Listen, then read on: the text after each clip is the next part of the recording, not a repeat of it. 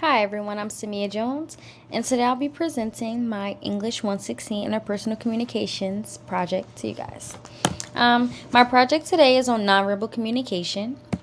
Nonverbal communication is basically communication as used in any ways besides words. Some examples of nonverbal communication is eye contact, body language, our postures, the tones in our voices, facial expressions, and our body language. An example of nonverbal communication that I have pulled or a clip that I've used is a video from Grey's Anatomy where a woman was sexually assaulted and was convinced by a doctor to, take care of her mental state and, repair herself. Claim that to claim herself back. So, on the young lady's way to the operating room to get her DNA gathered and her surgeries, a lot of women gathered and showed up for her in many ways. So when you click on this video here, the link is right here.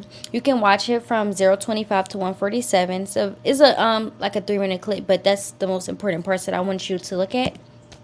So in this video, nonverbal communication was shown through the severeness in the eye contact. The eye contact was very spot on. They were making direct eye contact with the patient. The doctor, Joe Wilson, she held the patient's hand. A lot of the women cried. Their presence meant a lot too. The way they were standing, their arms were very open. That exemplified the openness rather than if they crossed their arms, that would kind of give not saying they didn't want to be there, but when your arms are open, it's more welcoming and more, it makes the patient and other people around them feel the presence of each other. So some forms of nonverbal communication that was used from the book is haptics. So haptics, quoted directly from the book, is the study of touch, a form of nonverbal communication. Touch is used in many ways, such as in our daily lives, such as greeting, comfort, affection, task accomplishments, and control. This is from the 5.2 section of nonverbal communication.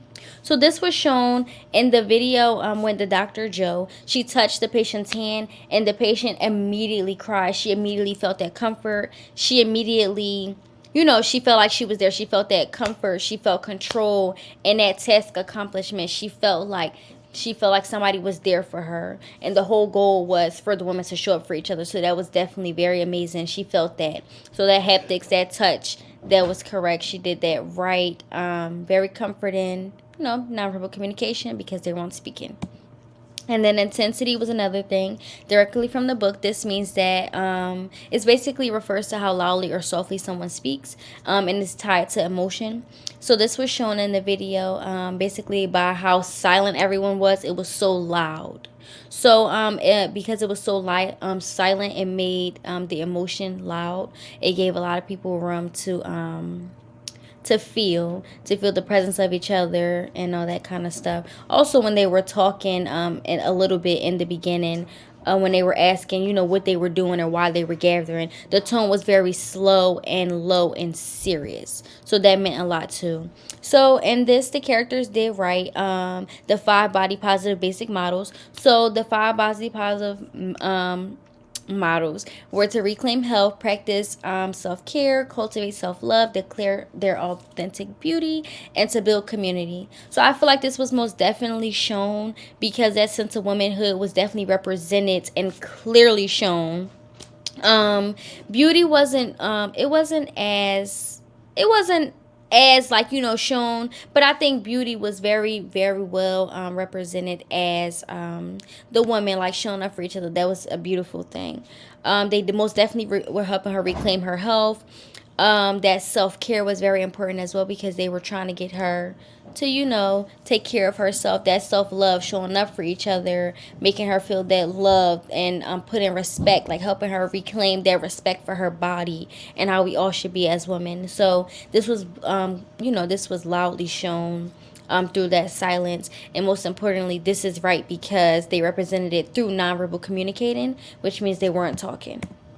What they did wrong, I honestly don't think that they did anything wrong in this scenario because there wasn't really talking, and they did follow a lot of things such as the haptics and intensity, which were some examples from the book. So they definitely represented that.